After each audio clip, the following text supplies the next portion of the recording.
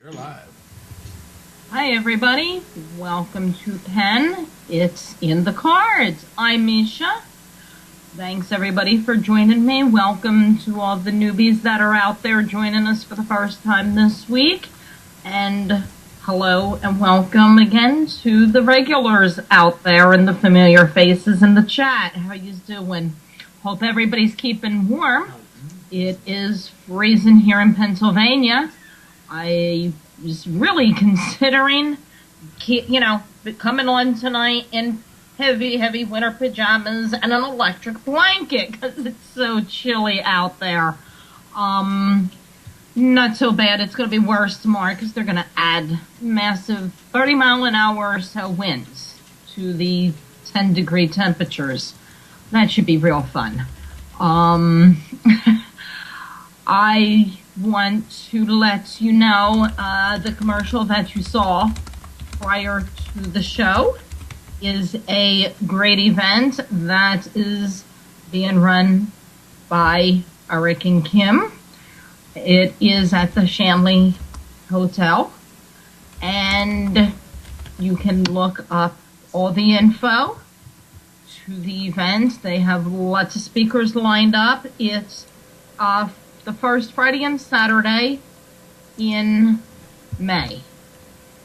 You can get all the info. They're doing packages right now for those that are not right at the computer and maybe missed the website during the commercial. The website is PEN events.webs.com. So you can go there and check out all the information. They're going to have raffles. They're going to have vendors. They have vendor spots still available if anybody would like to come out and rent a space and join us for a great weekend. Some of the hosts will be there. It's still up in the air if I'm going to be able to personally make it there or not. Check it out and get booking because the room packages are selling out. So you want to get in on that. I want to get the show started tonight. I have a fabulous guest. I've actually met him, believe it or not, through the show. He is a reader. He's also one of my regular viewers and fans. He is the host of a show on Wednesday.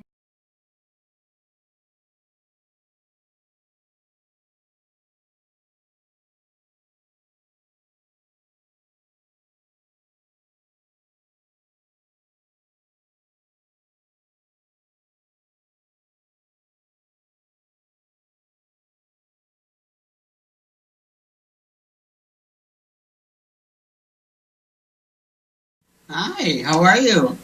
Good. How are you doing? I am so excited. Thank you for having me. Thanks for coming on. I'm excited too and thrilled that we were able to set up a time for you to join me. Absolutely. And I got a hat on just for you this week. I see that. I know that you're always asking, what hat am I wearing or am I wearing one? So I decided, why not? I was really debating, on a night like tonight, earmuffs and, the big fuzzy hats, but that would have looked a bit silly. So I didn't go that route. So how's it where you're at? Very cold. It is 7 degrees today. It was about 4 below this morning, but it's going to warm up. We're going to get up to the 20s in a few days. A heat wave! Yeah, that's what's going on here, too. They were joking about that on the news today. If we're thrilled with 20-degree weather, you know it's cold. True. We're expecting snow, actually, on Friday. Friday afternoon sometime, late afternoon, early evening, and into Saturday. They're still not saying how much yet. I hate when they do that. It usually means look out. That's true. So, we have lots to talk about. But first, let's give everybody out there that doesn't know you and are not familiar with you or your shows some of your background, how you got into tarot. You had quite a journey spiritually and finding your path, and we all go through it, and yours is pretty cool, no exception. Well, thank you. I think there's a commonality that a lot of people really have. I think people who tend to really have a lot of empathy, I think that it's a hard-earned and it's a hard-learned gift and a responsibility, and it's something that doesn't come easy. It's something that's difficult. I started with my first tarot deck about probably 17 years ago, and I did it for a while, and I got bored and put it away, and I just wasn't ready at that time. And a few years ago, I picked them up again, and I got back into it, and I met some really neat pagan friends. And I went to a couple events with them, and I really liked it. I really felt like I had really found a place. And I think on this journey, you have to try so many different shoes. You really do, until you find the shoes that fit you. And so there's been a lot of trial and error. The New Year's coming up, and I really made an effort to, instead of doing 30 things at one time, I'm trying to pull it back and do 5 or 6 things that I really care about and do those a lot better, and not lose so much momentum and impact, and practicing some good self-care. Yeah, there's a lot to be said for all of that, especially the cutting back on things. We tend to just non-stop. On the go, we have, a lot of people out there, us included. It seems like we're night owls. We tend to suffer from insomnia and not being able to sleep. That's one of the other things, and it's all part of the constant on the go doing and getting involved in too many things where you can't really accomplish a whole lot that you do, but it's scattered all over the place. And we all could do that in life. Not even if you're a psychic and in this field, but just in general, constant, on the go, jobs. Some people are working more than one, and then the kids, and picking them up from daycares and babysitters and school events and sporting events. We're just constant on the go, and the body doesn't even know half the time how to shut itself down to sleep and relax. That's true. The thing that made me pause, Misha, was right at New Year. The thing I like about being pagan is, we celebrate that New Year a little bit sooner than January 1st. And so I didn't feel encumbered with all those pressures to lose 100 pounds and work out. But at the beginning of the year, I really found between the different activities, reading tarot, doing programs, and so forth, I found that I was talking about the things instead of doing them. And it's important to do both. And I just got so out of balance with that. And cutting back on some of those has just really, really been so helpful. It really has, being focused, because, you know, this kind of work, I don't like to call it a business. Right. It just, it kind of cheapens it, because it's really not. You know, in my real life, I do home health care. And I grew up with a family member with disabilities. And so that caretaking thing has always been something really innate and natural for me. And so going from the healthcare business into tarot, it's a natural extension. It really is. And it's been really cathartic. I get so much from doing this. People say they're touched and blessed by what I do, but I get so much from it. I really do. Yeah, and we have to, and we have a question in the chat room already for you. Wow. And the question is, how are you able? What do you do to refocus and recharge when you have lost focus on things? The first thing I do is take a breath. And when I come on a show like yours, Misha, I take a few minutes and just really take time to get centered and grounded. Because if you don't do that at the end of quite a little bit of time like this, it'll just wear you down. And being focused, keeping my priorities, realizing that I can help people, but I'm not no healer. I'm not Jesus. I can't fix everybody, but I can help. And there's a big difference. And knowing when and where, and having really clear boundaries, and really being sure I don't want to be that 10 of Wands guy. I kind of view him as carrying so much stuff, and so much of that stuff he's carrying, it's not really his stuff to carry. He's carrying a lot of other stuff than his own. And so I really try really hard to focus not to do that. And if I'm stuck on what my feelings are, I kind of try to visualize what tarot card represents what I'm feeling. And sometimes that's just one of the many, many uses of tarot. Yes. And actually, that's a good point.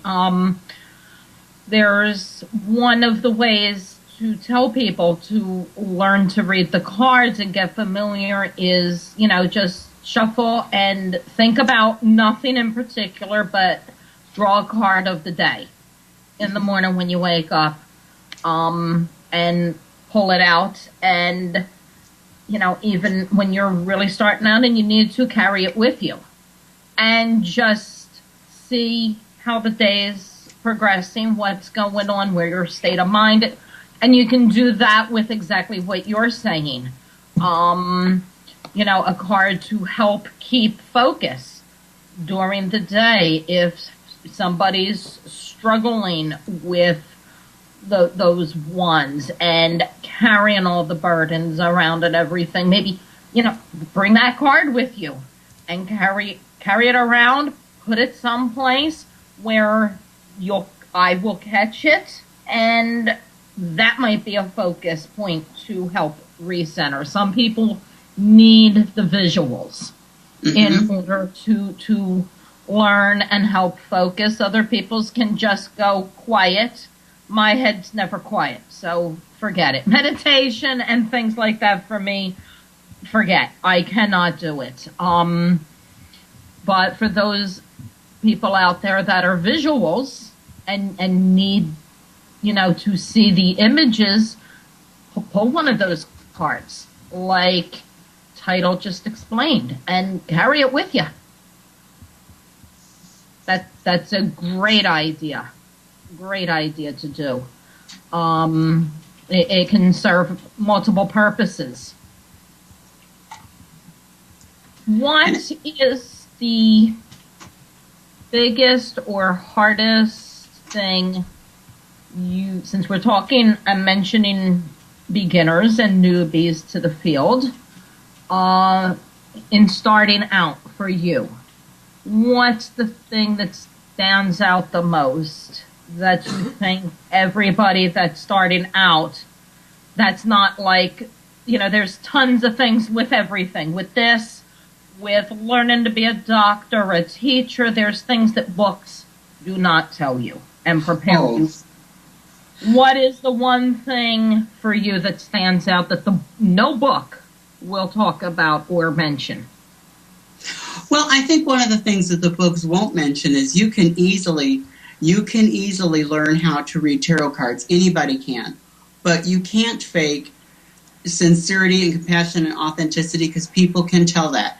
And you need to, we have all these superstars that we look up to, and it's so easy to try to copy their style and be like them, but really it's getting to know your cards, what you're comfortable with, and learning to step out of your comfort zone.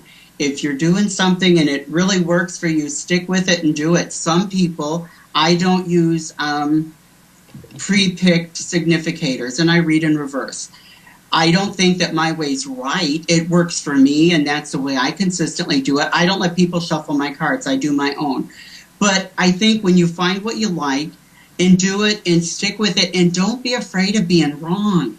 Don't, because when you get that little voice that says, and, I always tell people when they're going to let you read their cards, to me, I take it as something really sacred and serious, and I don't take it lightly. And so if I see something, I say things, I don't sugarcoat it. And a lot of times people know already when they're calling you. They know that they have this struggle or this situation. And a lot of times they'll tell you, yeah, I kind of knew that, but I appreciate that you were honest with me. And not being afraid and going with your instincts, step out of that box. People look at they get those dream books and they'll say, oh, look here on page 89. If you dream about dogs, it means this. Well, that's true. But if you're a groomer or a veterinarian, it would mean something different than if you were somebody who got mauled by a dog when you were 5. And it's the same thing with the tarot. Each deck speaks to us individually, and there's not a cookie cutter way to do it. There isn't. What appeals to some and would be a wonderful deck, somebody else might look at it and say, oh my God, what do you see in that deck? It's all part, and we get the clients we're meant to get as well.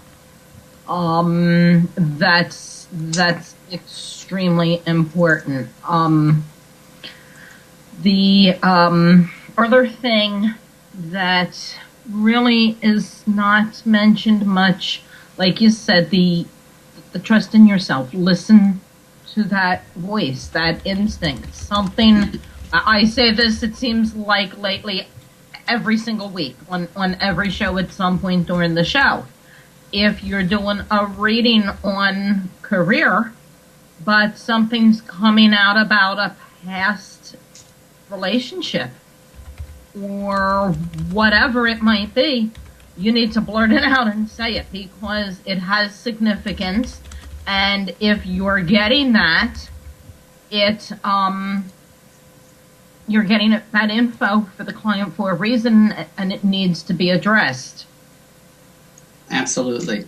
And if you're going to get a reading and you got some shifty business going on, don't take your girlfriend. Don't bring your husband or wife. If it's something you don't want to know, if you don't want your business out for everybody, don't take people to your readings. If there's something you don't want them to know, don't do that. And, another thing, don't judge your reading as a bad reading just because you don't like what you hear. I had a reading here, Misha, 3 weeks ago, and I can't remember who. Yes, I do. That lady that was here about 3 weeks ago. And she told me this thing. She said to me, you're going to get this news. It's going to be really good. You're going to want to celebrate, and it's good. But she said, it's okay to celebrate, but not just yet. Take your time.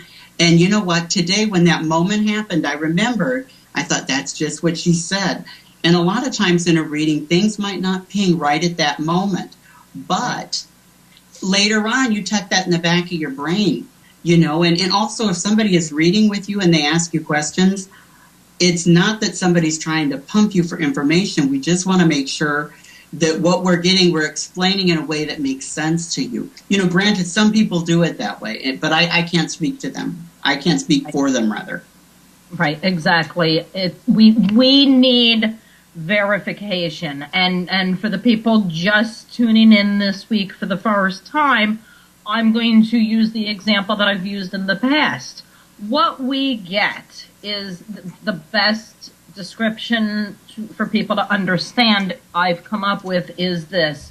The information that we get is like, imagine having a jigsaw puzzle given to you without the photo of what it's going to be, a picture of when it's together.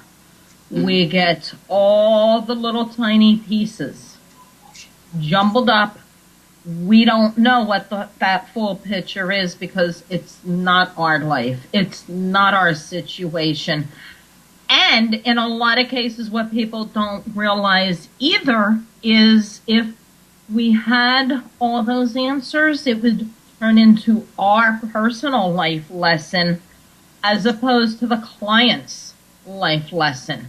And if we pick up and get their lesson and they don't, guess what? As a client, you're going to go through that same crappy situation and scenario all over again, just under different circumstances and with different players in the situation. We have a question in the chat room asking if there's subjects that you won't approach in readings. I'm imagining that question's posed to you, Tidal. I know, that's a general question for me and for any, I want to say, ethical reader. We said we're talking, going to throw everything out there tonight. Absolutely, absolutely. If your reader is not a lawyer, a doctor, a psychiatrist, they're not allowed to diagnose you, help you with diagnosis or medical issues, answer income, tax questions or financial advice. We're not permitted to do any of that. That's something, and one, believe it or not, that I run across from time to time is the am I pregnant question. You know what, even if I would delve into that and put my nose into that business of yours, it would not be answered by me, simply because A, you're obviously late, or you wouldn't be concerned. So, you either are, and you need to go see your medical doctor, your GYN, anyway, or B, you're not, but you're late for another reason, and that needs to be looked into and found out why. Could be hormone, could be anything. So, in either scenario, whether you are or you're not, you need the medical doctor. You need your GYN. So, no, that's not going to be answered by me. You're going to be told to go buy a stick. Sounds good, Tidal. Is there anything that you won't touch on? Not a whole lot, but probably for different reasons. And just because we can't give legal advice or medical advice, it may not mean that we don't see it. And I might tell somebody, you maybe need to consider seeing a doctor, but I don't give medical advice or legal advice. If it's advice that's none of your business, like is my sister cheating on my brother? I don't like to do third-party readings unless they were making the question, how can they help that situation for everybody else's good? But that's a good question to ask somebody, because some people won't answer issues about death or things like that, and you need to know that before you take out your checkbook and give that to somebody for reading before you sit down. And yes. You know what else too? In a lot of states too, Misha, you have to say, some of the places I work for several. In fact, and there's that disclaimer, this is for entertainment purposes only. Granted, that might be, but that still does not mean that we do not fully believe in the work that we're doing here. That's a very good point. My things all state that because legally here in Pennsylvania we have to, believe it or not. It was very hard coming across it, because they have it down in, what was it, like the gambling and horse racing rules and laws. And it's not so much that you can't do readings. The way they have it worded, you're not allowed, which finally made it understood like palm reading around here.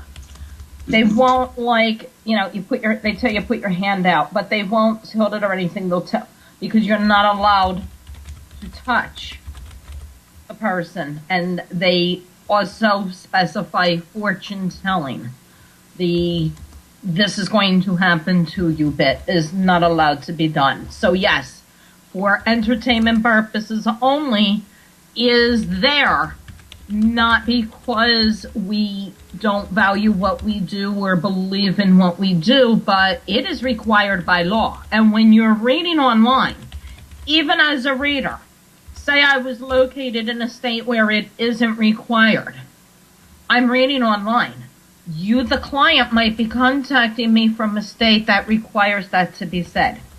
So to safeguard, no matter where you're located, it's advised that it just be put on. It just saves a lot of possible future grief and aggravation all around. We have another question from the chat, and the question is, can you describe your connection to spirit, higher power, enlightened being, purely through card interpretation, or clairsentient, or clairaudience? I think it's a little bit of multiple things. I think a lot of it is the symbology in the cards. It's what I see in the cards. It's my intuition. And you know, I get nervous when people say intuition all the time, because a lot of times that means they can just make up stuff. And you can't look at the cards and tell if that's true or not. So I use the word intuition sparingly, but I mean it in the highest way. A lot of times, too, I find that when I'm just listening and meditating, it kind of feels like little raindrops kind of on my shoulders a little bit. You know, and so then it's kind of like that little spidey sense that I know what I'm hearing is right. And sometimes if I don't step out and say something, it'll just kind of gnaw at me. And then I'll just say, hey, you know, does this make sense to you? And a lot of times it doesn't make sense to me, but it makes perfect sense to them. Yeah, that's the case a lot. And I get the voices in my head. I'll be doing maybe a career reading, and out of the blue, I might be told baby stroller. Mm-hmm. And in the beginning, it was just, you know, nobody knew it. It was this, you know, me in my head going, well, that doesn't have a damn thing to do with career. They're not, you know, in a baby store selling, you know, baby products and things like that. And I would ignore it. I would attempt to ignore it, and it would get louder and louder until I lost almost complete connection to the client, and just had to just stop and, okay, now this is going to be way out there. I have no idea what it applies, but what's baby stroller mean? Because they're not shutting up about it.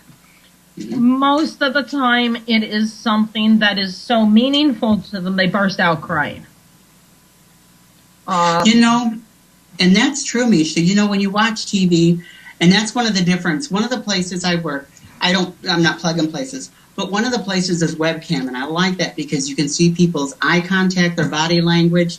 But you know, another thing, when you watch those tarot people and psychic people on TV, the thing you get to see is wonderful reunions and secret information from the other side and predictions of wonderful things. But you don't get to see the pregnant woman whose husband just left her, or the woman whose husband died, or the man who has a few months to live. And you don't get that cute little storybook ending at the end of 30 minutes with time for commercials, because those people don't get to hold hands with, you know, they're not trying to hold back tears. Right. professional, but sometimes you're really touching people's hearts, and it's breaking that empathy thing. And they don't show you that on TV. It's all nice and clean, and in 30 minutes, there's the happy ever after, ending. And when you do that in person, that's a luxury you don't get. But that's one of the things that makes it so worthwhile to me. Yeah, I learned that if I'm going to be set up any place, to carry a box of tissues with me and have them at the table. And it sounds awful to some people, but if the person, if the person ended up crying and got emotional, I know I did a superb job as a reader. I'm not saying that in a conceited way, just, especially for the newbies' sake out there. It doesn't mean that, we turned around, scared them to death, like, a lot out there do, saying they're, cursed or a spell's been put on them and this and that.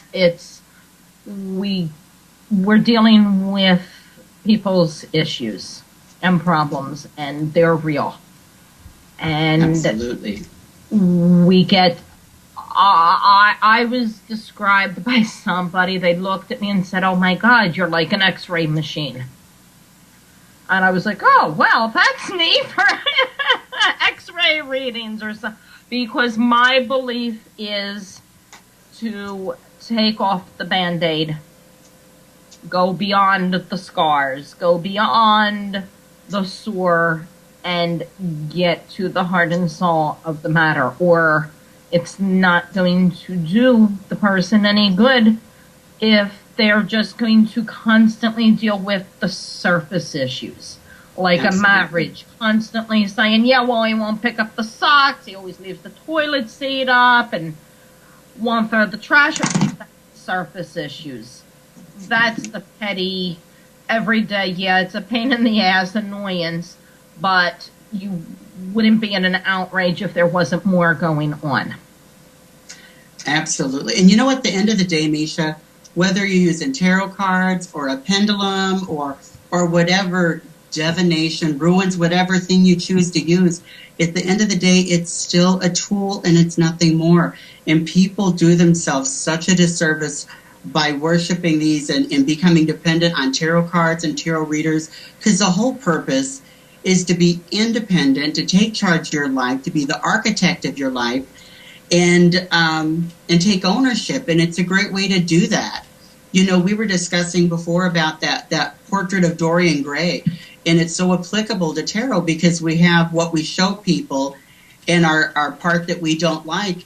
And a lot of times who we really are is somewhere in between those two extremes. And the tarot is great at cutting right to the root of the matter, like you were just talking about, and showing what those things are. And many times people find out they're not as bad as what they think.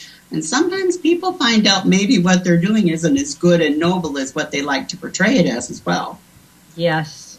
There's all kinds of different things going on with that. And a lot of times they're covering up the true issue. One thing, the most common thing, and I think it came up in the beginning, it did, when I did the random card at the beginning of the show, the death card.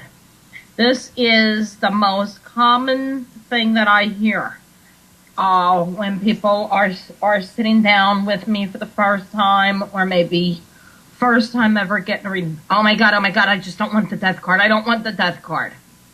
Because of what Hollywood has done to that card. They think that the whole thing is a death. Somebody is going to die. And that's not what it is at all. A situation has come to an end, so that new beginnings can happen. It's a transformation. It's the caterpillar going into the cocoon. The life of the caterpillar's over. It's transforming into something more wonderful and beautiful, the butterfly. but I get all the time, oh my God, don't, anything but the death card, anything but the death card. And actually for me, there's been a few occasions where the death card has meant an actual death. However, it's been a death that has already occurred. And it is still massively affecting that client's life. And they don't even realize it because because, you know, I will not even go there. There's certain rules, if you want to call it that, that I gave my guides, my higher powers, that I don't want to know about. It's off limits. Don't even bring it up ever in a reading. And one of those things is death. It's not for us to know. It doesn't do you as the client any good to know, honestly. It's off limits. But the very first time it happened, it freaked me out because I'm thinking, okay, I vowed I am not going there. And as she was pulling additional cards out, I realized this death already occurred. And it came up, I had to say something, and she said, well, yeah, but it was over a year ago. I said, I know, but this was a child, wasn't it? And it ended up being the woman's son. Not a young child, you know, grown, but it's still the woman's child. And she thought she was handling it by, you know, putting on the false mask face, walking around telling everybody she's fine, and, you know, all of that covering up that we tend to do, the Band-Aid over things. And she couldn't believe that it came up in a reading. She was worried about a relationship, whether or not she should start looking elsewhere for a job. And immediately it was, no, there's a death around you. And this needs to be addressed because you're not going to get what you're looking for in any area until you've come full terms with your son's passing. So the reading ended up taking a complete turn for her because she sat down thinking, okay, you know, I'm going to end up helping her decide, does she leave, should she stay, what to do, things to information on that, and what's going on with the other person. And it was a complete, no, you had a really close death recently. And she just looked at my son, but it was over a year ago, not recent. Well, it comes through recent when you're in that much pain and you haven't dealt with it to the extent you need to. It comes through to me as a recent thing. That's how it comes through. That's what I'm saying with we get the jigsaw puzzle pieces. We don't have the picture given to us. I agree with you. You know, a lot of people, and I tell people, you know, you don't heal by calendar days. That's not how it works. And don't expect to come get a reading and all your problems be perfect. Your life did not get messed up in 20 minutes. Some of those things take time, but you're going to get some clarity and perspective. And I always tell people, I don't know if you agree, but I really believe there is no such thing as a bad card. When they show up in a reading many, many times, they might be cards what perceived to be bad, but those are things people are well aware of. And I tell people, you know, it's a great time to educate people about the death card. It doesn't always mean that. But if you get hit by a car and break your leg and the doctor is fixing your leg and he finds out you have some kind of terrible disease that he can fix, was that a bad accident or was it? Sometimes things are just what they are, just like that Hurricane Sandy. They're not even about us. We're just caught in the collateral damage of things. Absolutely. That's a fantastic example. The medical example you used, that's fantastic. It's the same thing. You can't get into this without realizing that you are truly affecting others. We are not, licensed counselors. We are not psychologists. Some are, I'm saying we for Tidal and I. But I'm reading the chat room. That's amazing, Misha. I'm sorry. It just blew me away what Maggie just said. That just kind of blew me away because it went along with what you were saying. I'm sorry. That's okay. And we'll wow, yes, we'll do that. We'll mention that you're dealing with people and their personal struggles. And even though you're not a psychiatrist, a psychologist, doing this, we end up falling into that professional advisor, counselor, and I'm saying that loosely because we aren't licensed counselors, but we end up falling into that area, and people do take us at our word, especially, if you're dealing with a psychic addict. And there's plenty of those out there. And as a reader, you also have to be aware of that going into this, because you have to determine when enough's enough with somebody, along with how often you'll see them, because, coming back every single day for what's an update on them? Am I hearing from them? What's going on? Bye-bye. Coming today because the relationship info is needed. Coming tomorrow because something happened at work. Two completely different things. No problem. But don't keep harping on the same issue either. And don't do the psychic hopping, because the psychic hopping, and that's when you're doing that, it's because you don't want to accept what you're hearing.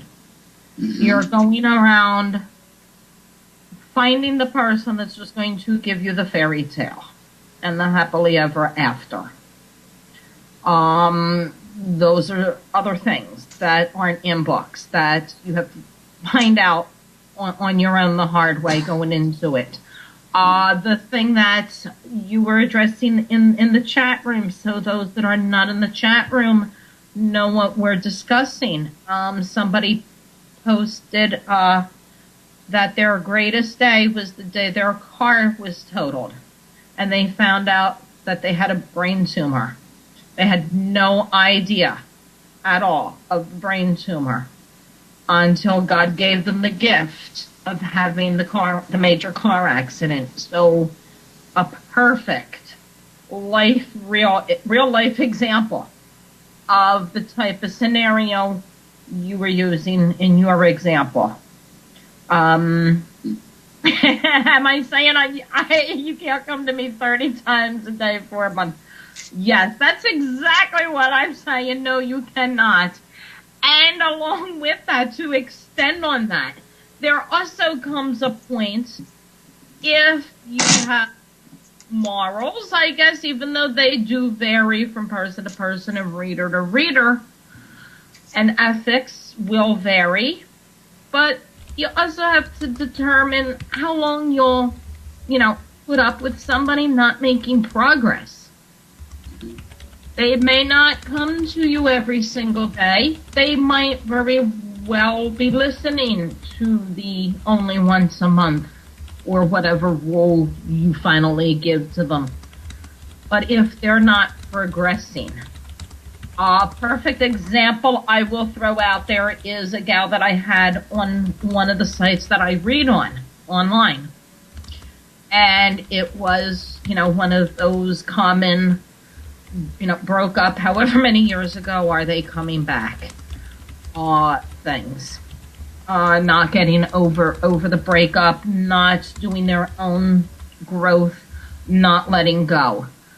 Right. I worked with her. She didn't, she came maybe twice a month, which was fine. She was also doing things, getting involved in spiritual growth classes, different things to improve. She was just had the hang up that a lot of us do. But she was making progress. So she was coming to me for a year or a little bit more. And then one day, after over a year, she had started moving on. She had gotten an interest in someone else. She comes back just like she did the very first time she hooked up with me. Back to that same. And started arguing. And I had to, for my own personal morals and be able to sleep at night, I had to tell her, I'm sorry, I can't do anything more for you. Because she would not listen to the, what happened? You've made all this progress and now you went further back than you were when you first came a year ago. And I had to cut it off. So it's, all kinds of things to think about that the books don't tell you about. We are going to take a break, and when we come back, we will continue this. And I also want to discuss your radio shows that you have as well. Right. We'll be right back. Don't go anywhere. It doesn't matter why I was there, where the air is sterile and sheets sting. Doesn't matter that I was hooked up to this thing that buzzed and beeped every time my heart leaped, like a man whose faith tells him God's hands are big enough to catch an airplane or a world. Doesn't matter that it was curled up like a fist protesting death, that every breath was either hard labor or hard time, or that it was always too hot or too cold. Doesn't matter because my hospital roommate wears Star Wars pajamas, and he's 9 years old. His name is Lewis, and I don't have to ask what he's got. The bald head with the skin and bones frame speaks volumes. The Game Boy and the feather pillow booms like they're trying to make him feel at home because he's going to be here a while.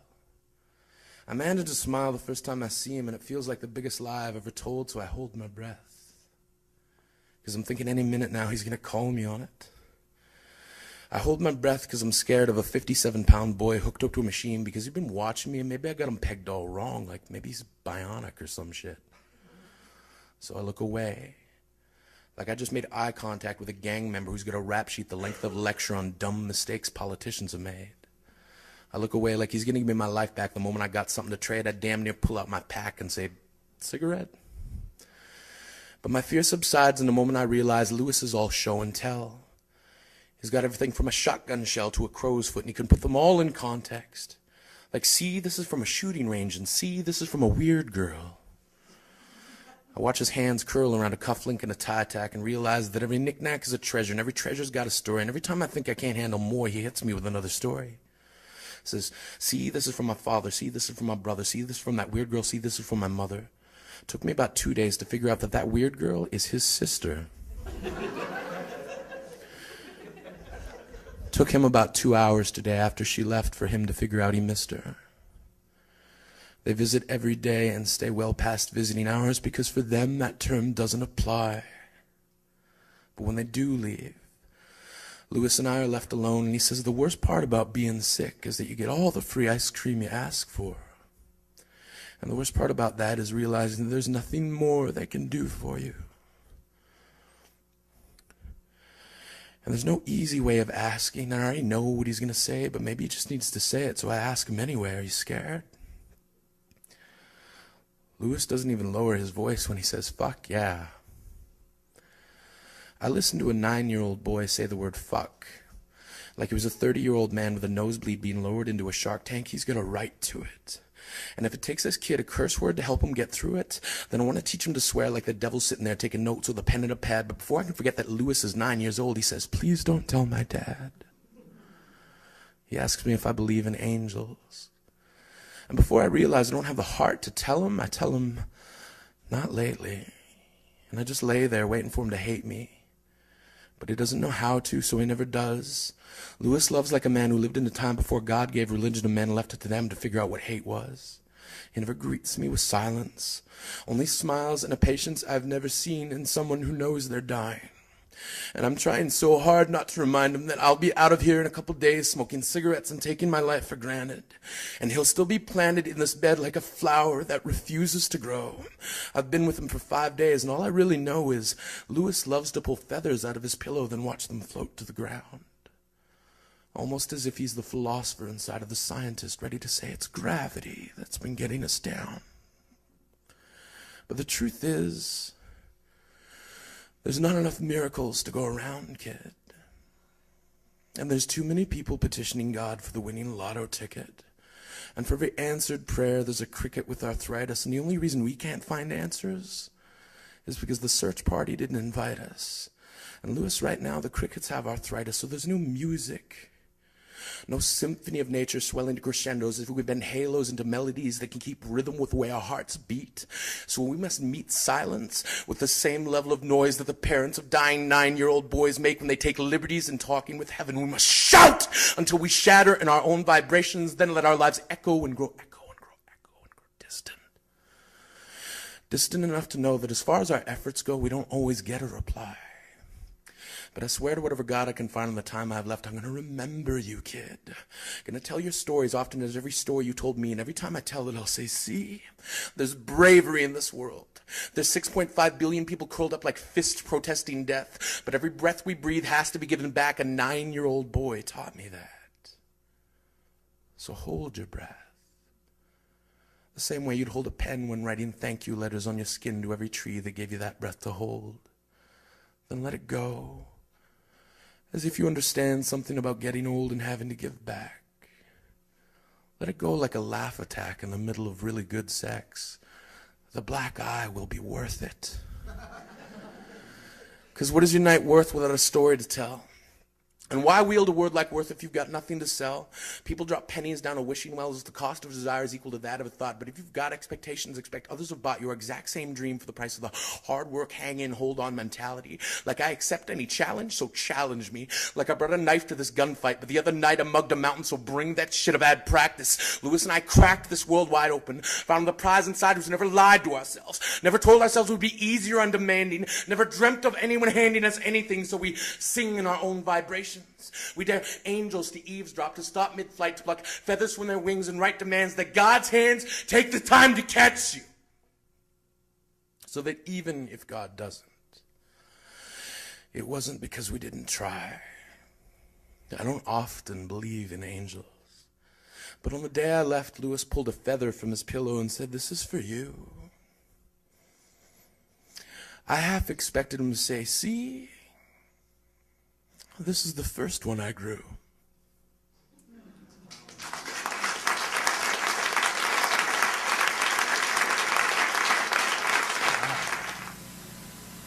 Welcome back to It's in the Cards. I'm talking tonight with my guest, Tarot Tidal. He is the co-host of the Alchemical Artisans Alliance, which airs live on Friday nights at midnight Eastern, 11 p.m. Central. He is the host of Pagan Propensities on Wednesdays at 7 p.m. Central, which I believe is 8 p.m. Eastern. We're going to discuss those shows in a bit. Want to welcome everyone that is here this evening, that's here for the first time. Thank you for coming. And those that are here regularly, thanks for tuning in this week and staying toasty warm here on Penn with us on these cold nights, depending on where you're at. We were discussing prior to the break. I want to just touch on it a little bit more because a point was made about the fact we were discussing the back and forth with the psychic addicts.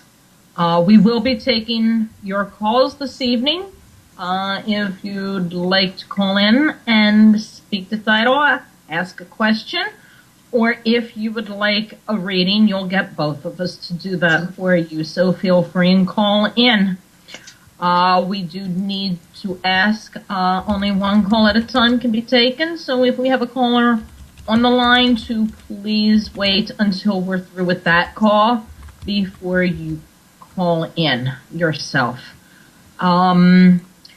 In regards to what we were talking about with the psychic addicts, a point was made in the chat room about getting second opinions and getting second opinions for readings. And yes, that's, I'm not disputing that. Not every reader's for everyone.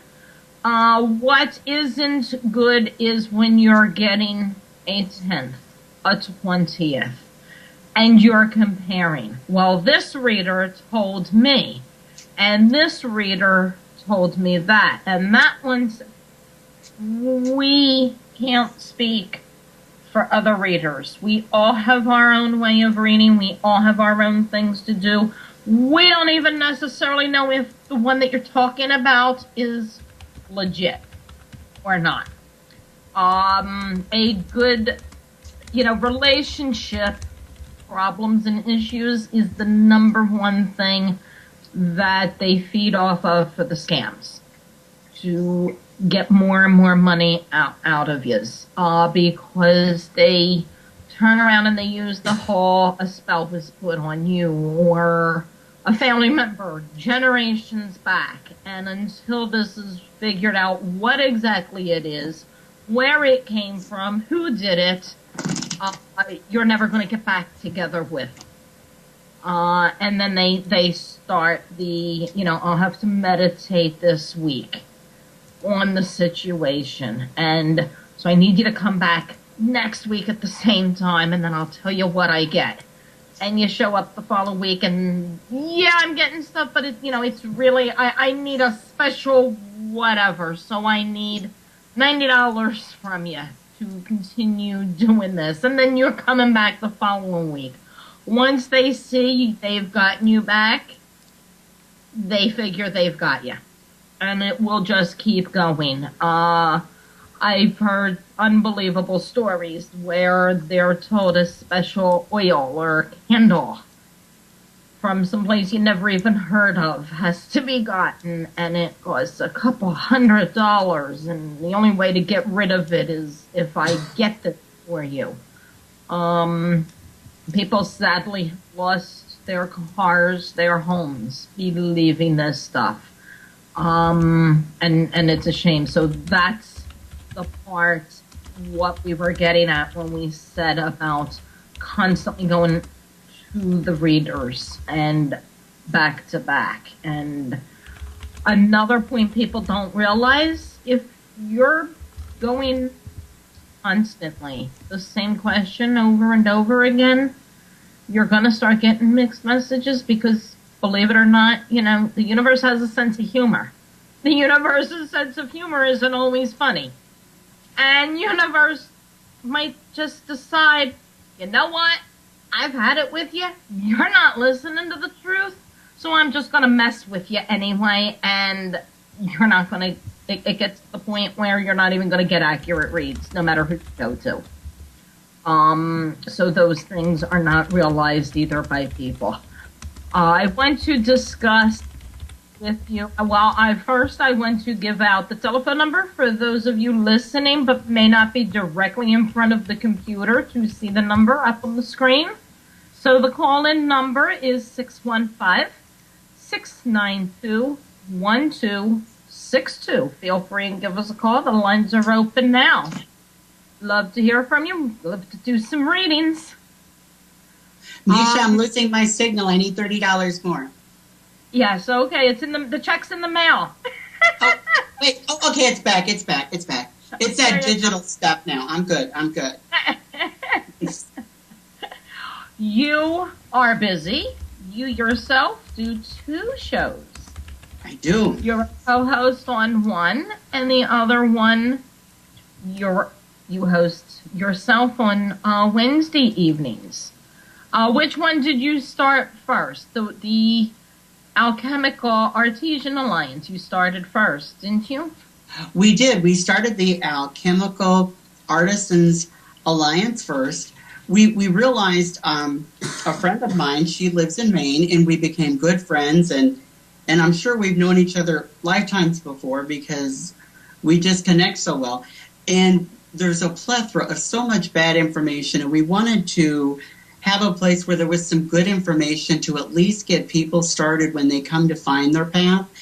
And it seems that as the metaphysical community gets broader and wider and homogenized and mass marketed, a lot of times I think we're losing some of our depth and some of the important things because everyone just focuses on tarot or past lives, and there's so many other spectrums that are important. And so we really wanted to focus on some of those things. So you have, it's a very unique name for both of your shows, but we're doing the Alchemical first. Who came up with the name? Was it a combined effort and both It was a collaboration, and we really did. We really spent a lot of time to what our intent was, what we wanted to visualize through it. We did the numerology with it, and we just wanted to make it as powerful and meaningful and the best thing that we could really offer. And that was kind of our main goal with that. And then when I started looking at the pagan propensities, I wanted to focus on, everybody seems to come and they begin either with Native American things or Scott Cunningham. And some people get really snobby and call them Fluffy Bunny. But you know what? If that's their path, that's fine. Everybody is different. But we're just really trying to get some good resources all in one place to give somebody a good place to start and maybe help people miss some of those things that'll take them off in places that'll take advantage of them. Yes, and they can hear you live on Friday nights at 11 Central, midnight, or Eastern time. Do you know what, too? Actually, we started out on Thursdays, and tomorrow night, the mystery writer, M.R. Sellers, is going to be one of our guests.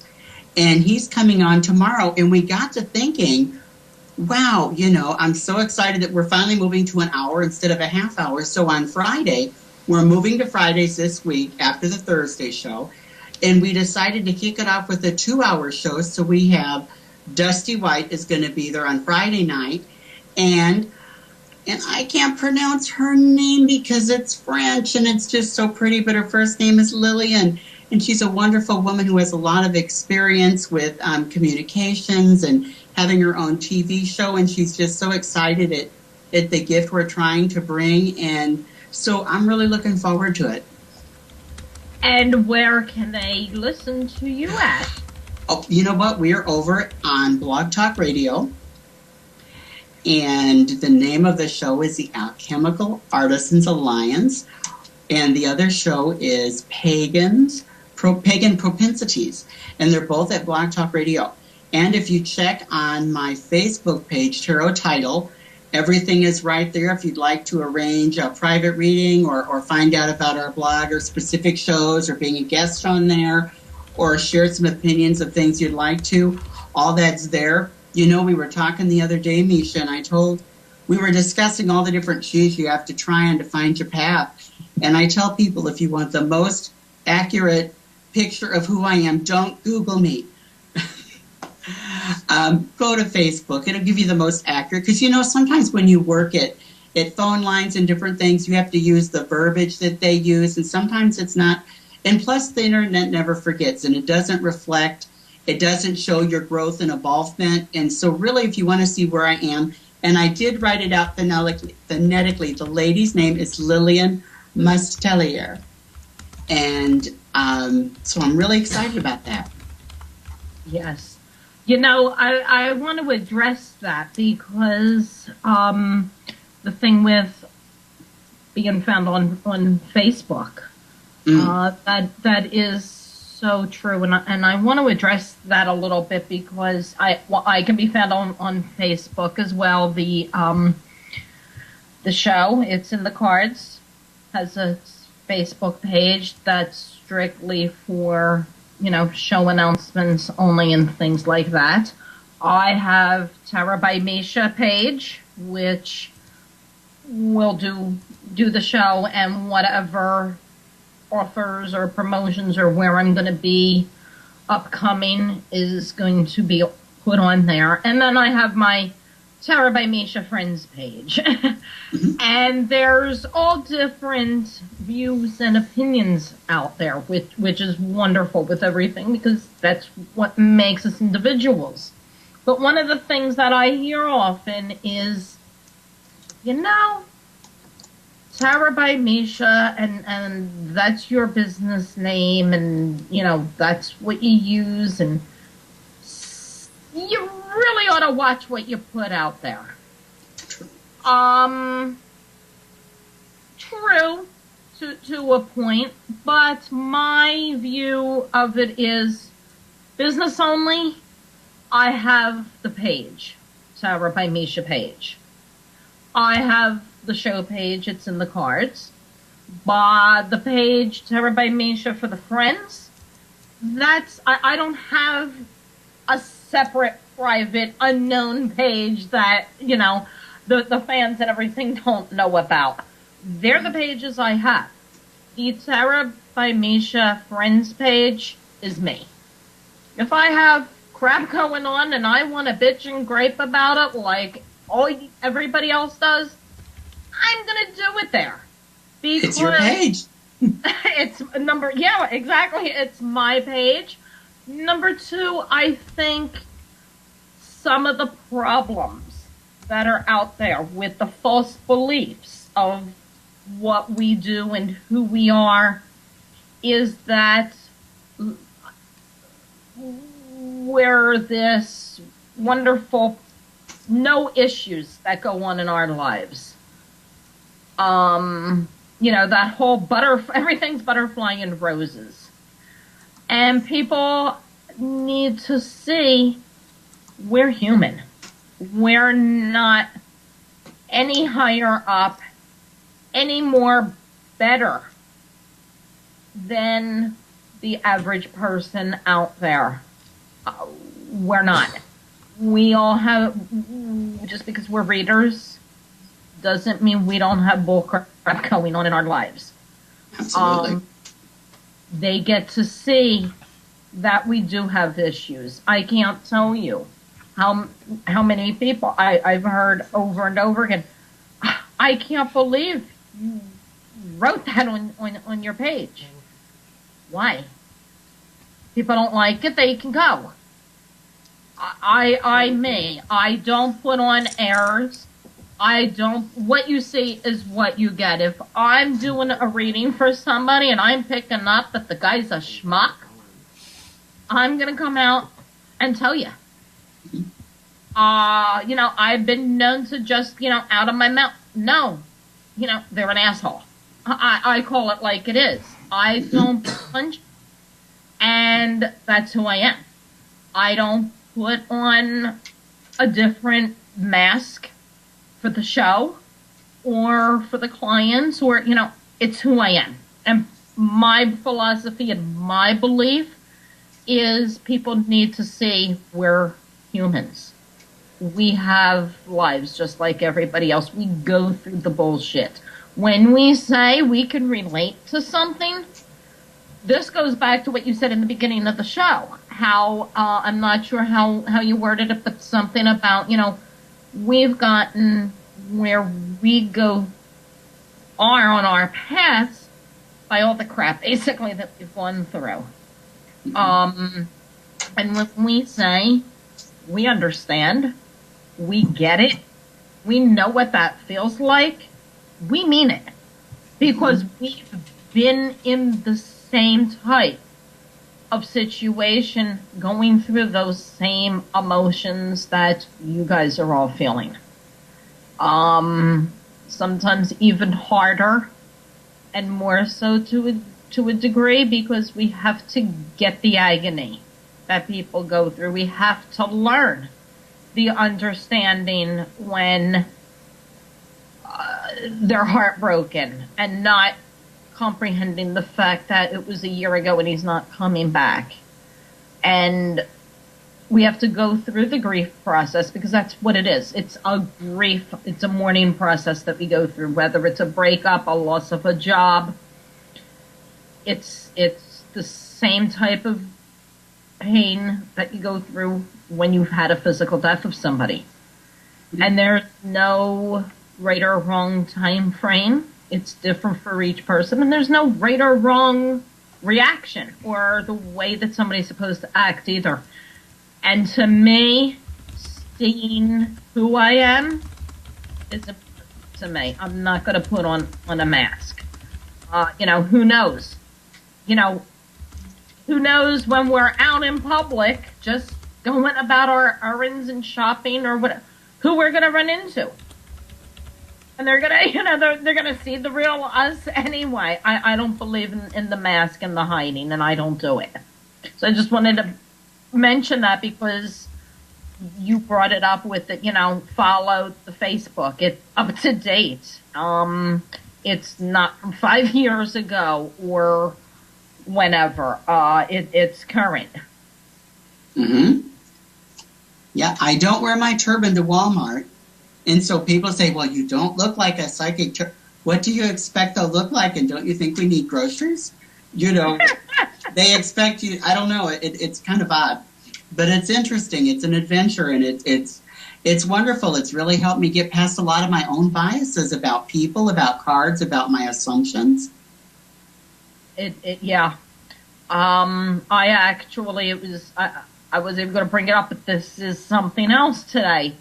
I had to do a whole bunch of phone calls to utility people and things like that to change the bill payments around. And one of them was for my phone and internet provider. And it was about the 5th or 6th phone call out of 9 that I had to do. So it gets very annoying after a while and being on hold. And I was in the middle of watching lunch. I had a pizza in the oven, making sure it wasn't burning because I was on hold. You don't know how long you're going to be on hold for. And they actually picked up right when I'm trying to time is the pizza done before it barbecues itself. So they're going over the verification process of verifying that they have me on the phone and I'm who I say I am. And my Sarah by Misha email accounts given to them. I didn't even remember giving them one because normally I won't even give it to the utility companies. But since they're the internet provider, I had to. I couldn't tell them I don't have one. And he spells the email address out to me, which is sarahbymisha@aol.com. And after he spells it out and asks if it's still current for them to reach me for anything, and I say, yeah, he reads it and, oh my gosh, I hear, you're a fortune teller? Really? He didn't. No, I'm not. That is not what I do. Oh my gosh. What do you do? You read cards?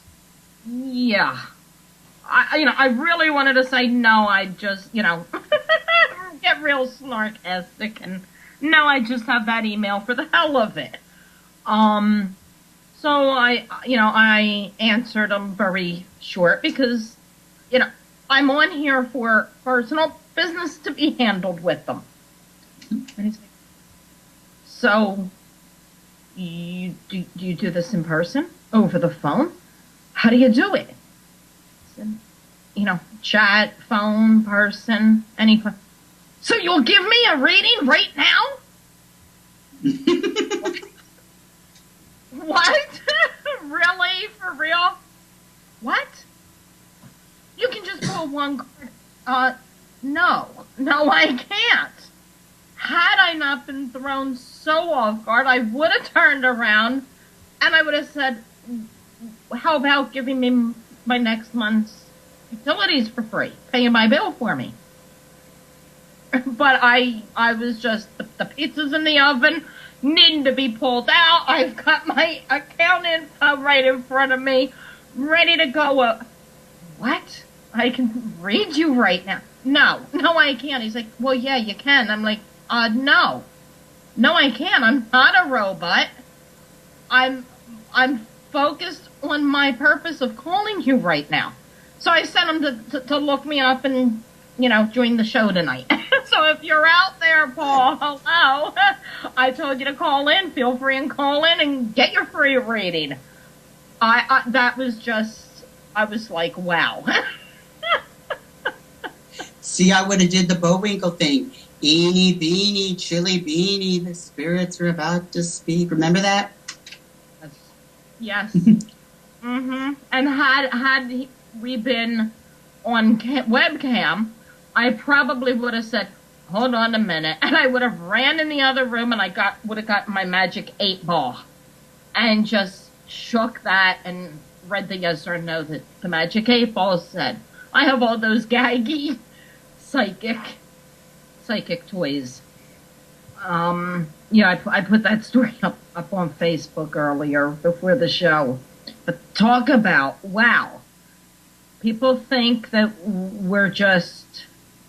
we walk around tuning into everybody. I don't know. That was very odd to me. That email address is given out to a lot of people. You're spelling it. They've never read it full and even connected to being anything of what I do. And I don't know, it was just very, very odd. Mm-hmm. So yeah, people think we don't have to pay bills. We don't have to. I don't know what they think actually. Because do you find that you get a lot? Well, you're supposed to be doing spiritual work. You're not supposed to charge. Mm-hmm. Our time means nothing. Right. Exactly. And people don't consider the books, the seminars, the additional training and study you do. You might do tarot for 10, 15 years, but there's always something new you can learn. There's always new trends. There's always new things, different ways of seeing things. And to do your best, you have to stay current on those things. And that costs money. You know what? They don't give us those things for free. You don't get your cable for free. And, the time you're spending is taking away time that you could have with your family or pursuing time with your friends. That counts. Our time is our most expensive commodity. And people expect that they want it free. And you know what? My experience, Misha, is when people get things free all the time, it doesn't mean anything to them because they're not engaged, they're not invested. And, well, this reading's free. I don't like what they said. I'll just call this other place and see what they say. And it just makes a difference. It does. And if anybody's interested and wants kind of a snarky, sarcastic, funny, yet serious rant article that I did, you can go to my website. I did it around a year ago, I guess. I had gotten, I don't know what it was, if it was a full moon or what the heck was going on with the planets. It was just non-stop with the comments of doing it for free. It's a gift. You shouldn't charge. And I got so sick and tired of saying, well, whatever you do, that's a gift. And explaining it to people that out of my mouth I ended up saying, well, the final person looked at me and said, it's a gift from God. You shouldn't charge. And I looked at them and out of my mouth without any thought popped the words, you're right. And your gift is from hell. And they paused and they looked at me and I'm thinking, where in the hell did that come from? And I sat down and I did an article and I titled it, "My gift came from God, yours came from hell." Because it was just one of those that everybody's gift, everybody's talent comes from God, whatever form of God you believe in. If you're a surgeon, God gave you that ability, universe, whatever belief system your belief is.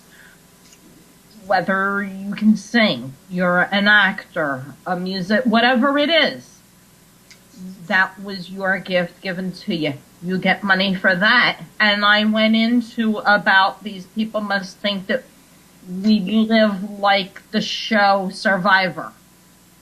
Mm-hmm. Outside, without any food, no shelter, no bills. And just, live in a tent someplace and have, no commodities and no reason for money.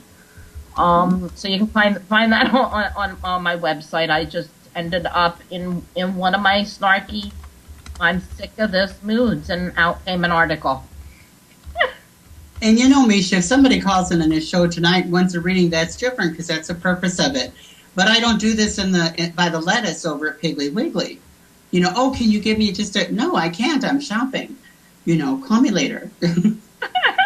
Exactly.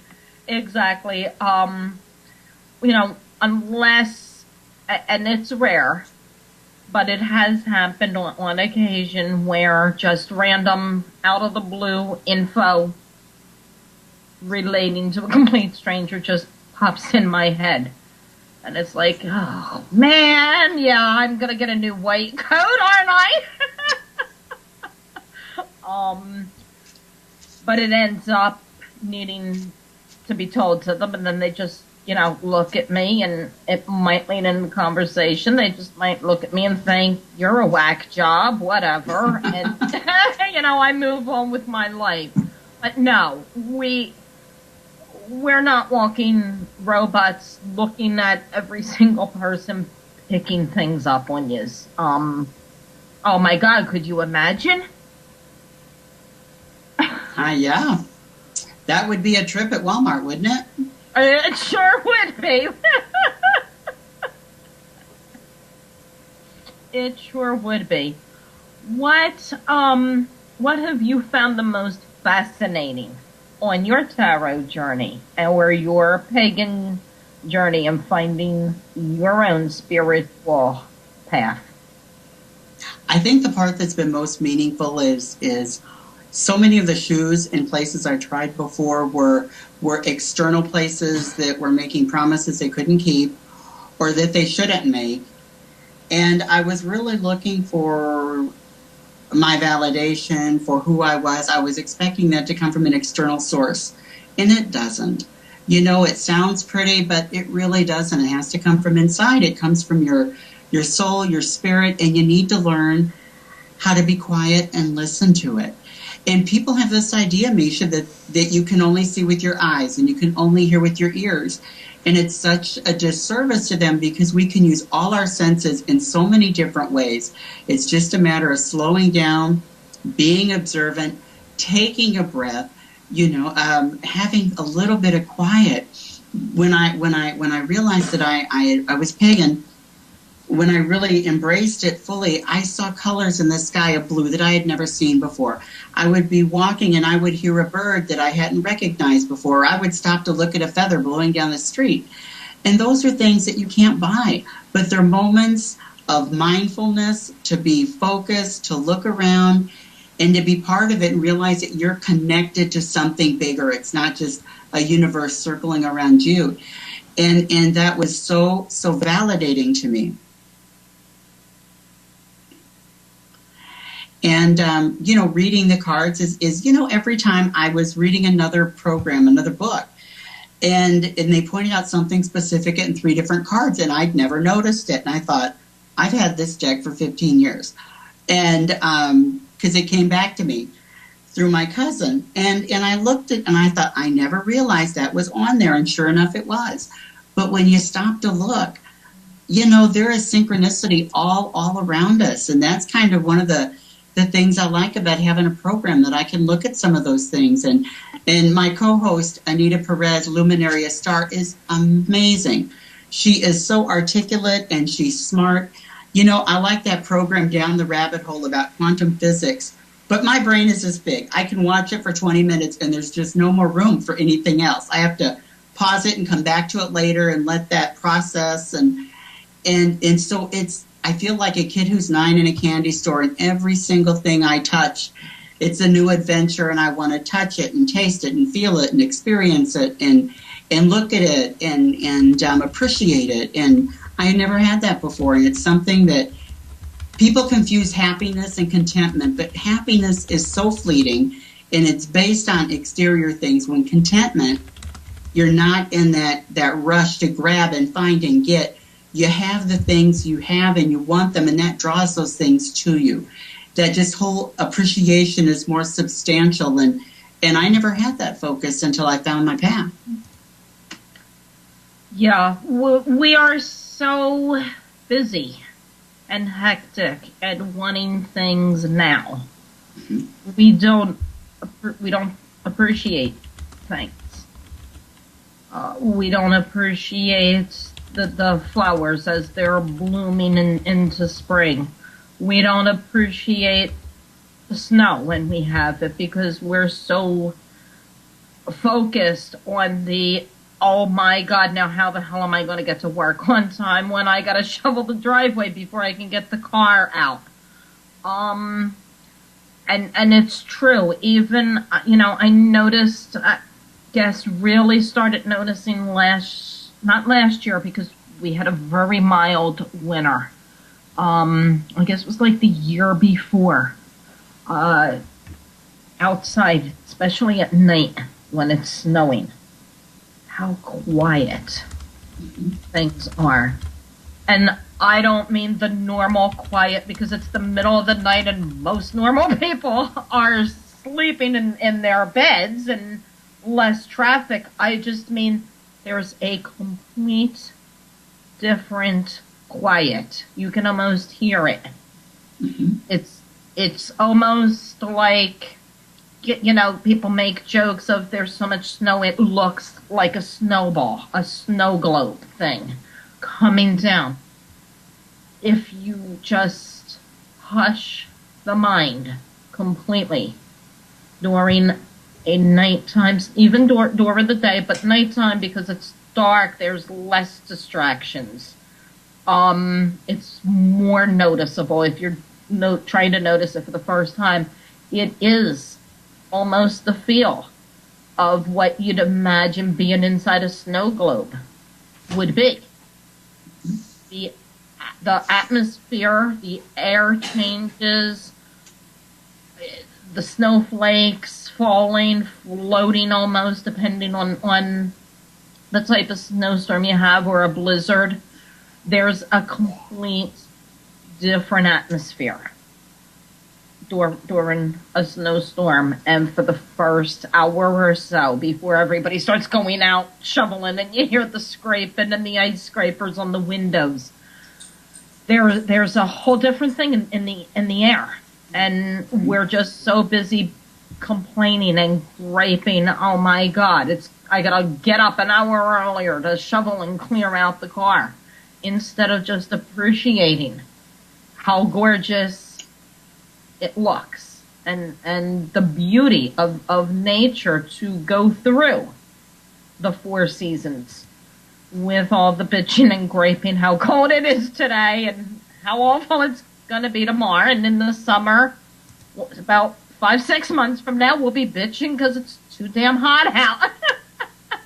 You know what I find too, Misha, is you know, we put what we want out, and then when it comes, we're surprised. When something good happens, I say, I don't believe it. You know what? I finally got to the place where I say, thank you. It may not come in the quantity that I expect or wrap the way I'm expecting it, but my needs are met. And every time people complain, nothing's happening, I say, go out and look at the water. It looks like nothing's going on, but underneath that water, there is a whole universe going on. And that's how the universe is working behind the scenes on our behalf So when it's time for you to notice something, to make a choice, to be aware, to act, you're going to be ready, and you don't have to worry about you're going to miss it or you have to make up for lost time. It just doesn't work that way. And a lot of people too, you know what I'm finding in Pagan? The thing that drew me to this, Misha, was there was so much talk about love and acceptance and no judgment and no dogma and freedom, no power plays. Well, you know what? That was really true. About 20 minutes. And then I took my glasses off and I realized it's not perfect. But you know what? Nothing is perfect. But the ideals are still there. And I lost my whole train of thought. I was going somewhere and it just disappeared. I am sorry. That's okay. I remember now. You know what it was? It came to me. People complain, oh, I'm doing these rituals and nothing's happening. Well, let's see. You cheat on your taxes. You cheat on your wife. You lie. You steal money from work. And so you live your life. Your word is your life, and that stinks, and it's not consistent, and you expect your ritual life to work. Well, no, that's only going to be as good as how you're living your life and how consistent you're being. And if this is all messed up, don't expect that this is going to be perfect because they're all twined together. But that's just my opinion, and everybody doesn't see it that way. No, they don't. And an example that I've used on the Best Show before with it's all in what, the perspective. You wake up in the morning, maybe maybe it was a late night up.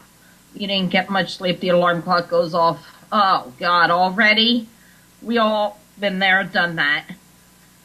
Then you get up out of bed when you don't even want to be getting up to go to work and you stub your toe.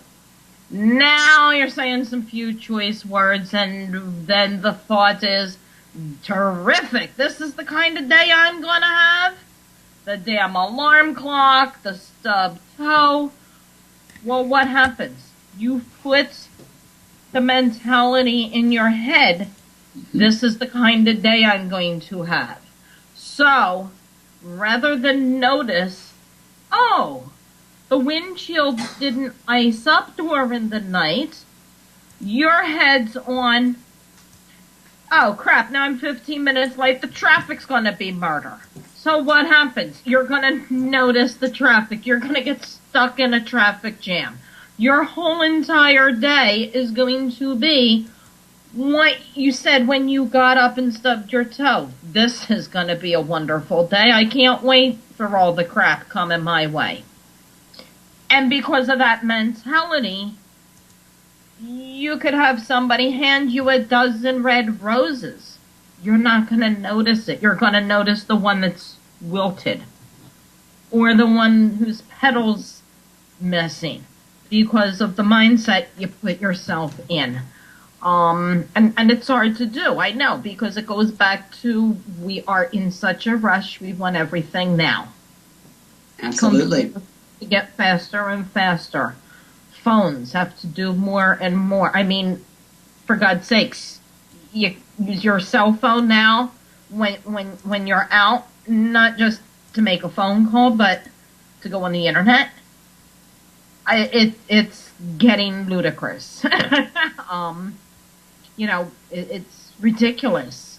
Me and my little old-fashioned, pull-up phone. Don't have an iPad, don't have an iPod, none of that.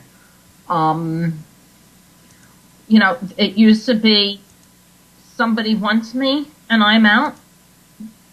When I get back, I'll get the message. Now, and we have so many tools to communicate, and we communicate less than we have in many, many years. We have.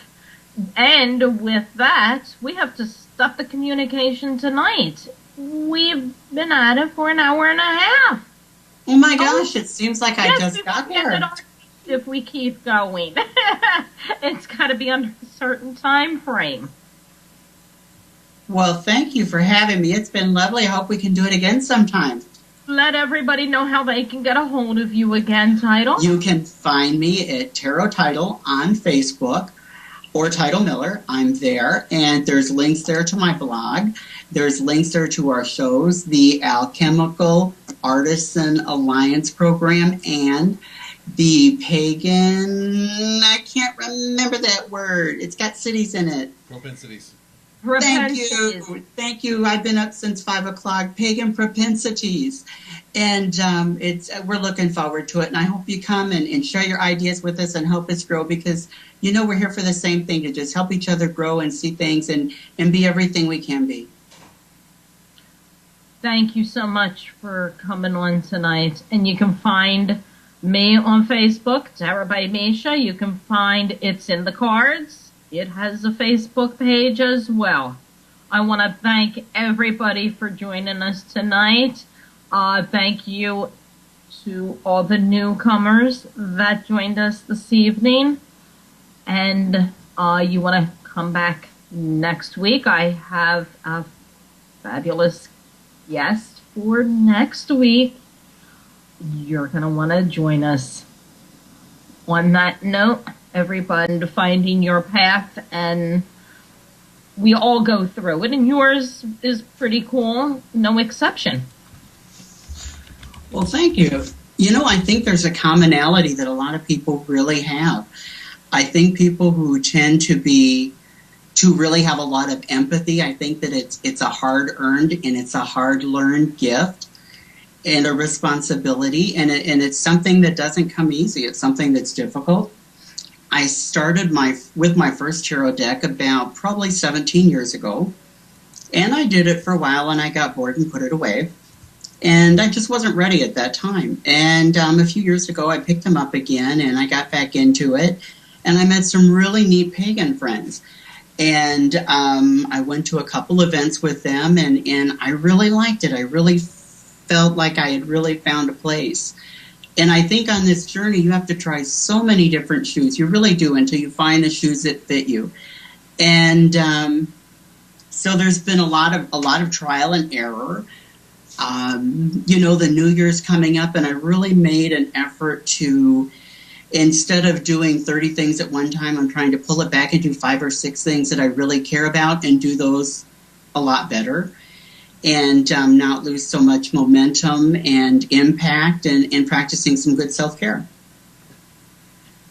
Yeah, there's a lot to be said for all of that, especially the cutting back on things. We tend to just non-stop. On the go, we have, you know, a lot of people out there, us included. It seems like we're night owls. We tend to suffer from insomnia and not being able to sleep. That's one of the other things, and it's all part of the constant on the go doing and getting involved in too many things where you can't really accomplish a whole lot that you a show one win.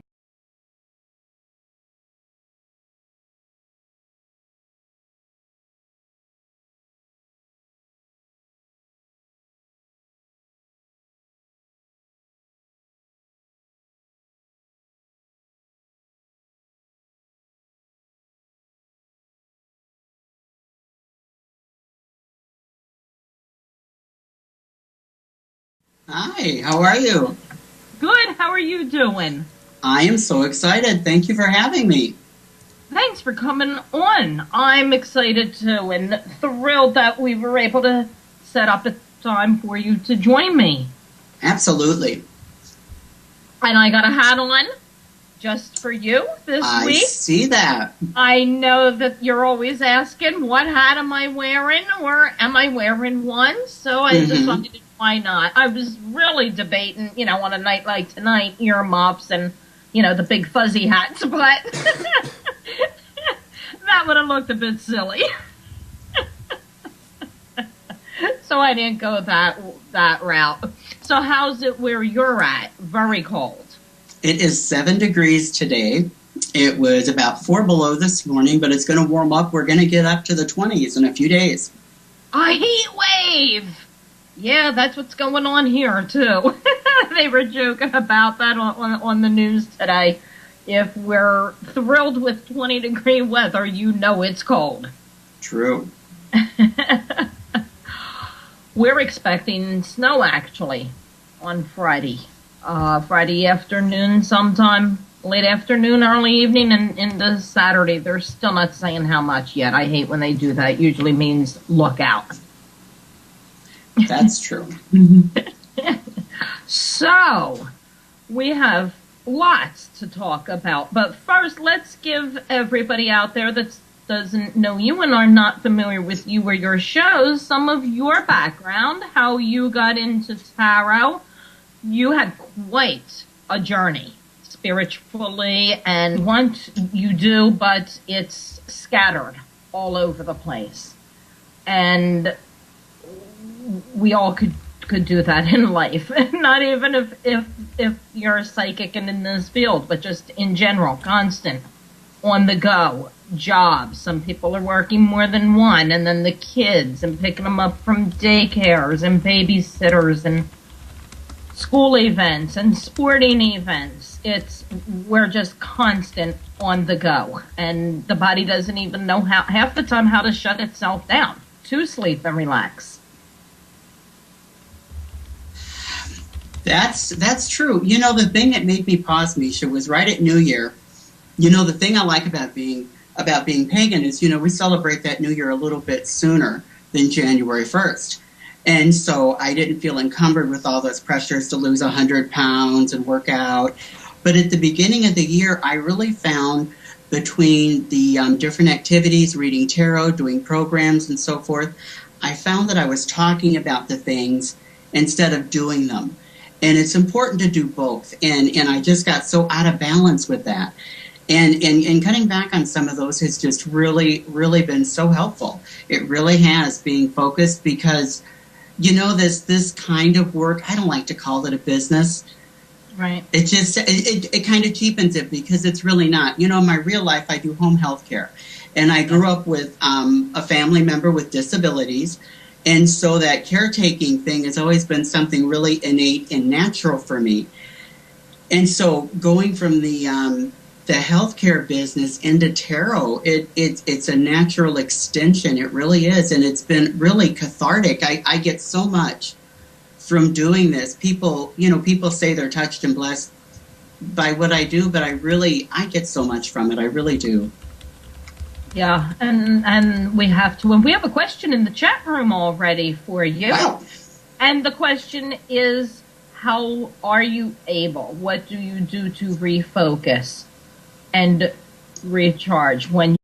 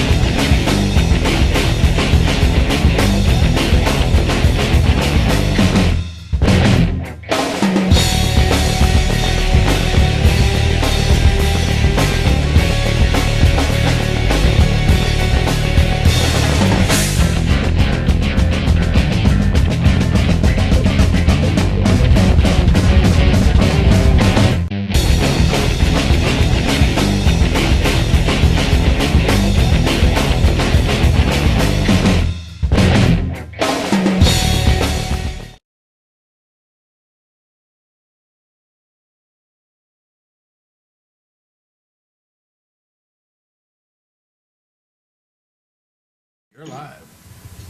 Hi, everybody. Welcome to Pen. It's in the cards. I'm Misha. Thanks everybody for joining me. Welcome to all the newbies that are out there joining us for the first time this week. And hello and welcome again to the regulars out there and the familiar faces in the chat. How you doing? Hope everybody's keeping warm. It is freezing here in Pennsylvania. I was really considering, coming on tonight in heavy winter pajamas and an electric blanket because it's so chilly out there. Not so bad. It's going to be worse tomorrow because they're going to add massive 30-mile-an-hour or so winds to the 10-degree temperatures. That should be real fun.